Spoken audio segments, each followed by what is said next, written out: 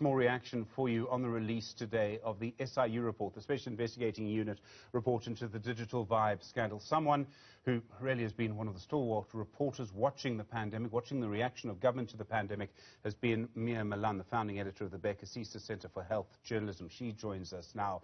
Mia, good afternoon to you. I mean, the digital vibe story has become the political story of the pandemic.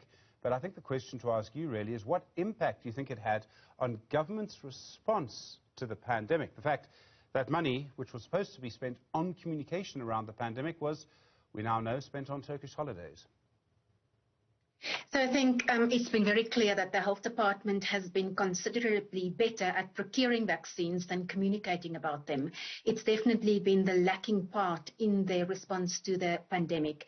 And if we look at, for instance, what do surveys tell us? What are people who are vaccine hesitant? What are their reasons for not wanting to take it? The biggest reasons is they don't believe the vaccines work and they're very scared of side effects. Up until now, we have not seen any public service announcements or public health campaigns from the health department on that. And one of the biggest reasons for that is because there is 150 million rands less to do that in the department, and the communication ability was severely reduced by this money going essentially towards nothing. So it's definitely had an impact, and I think it goes further than that. If we currently look what is happening, there are so many senior people in the health department implicated. The health minister, the DJ has been suspended, very senior communications people, finance officers.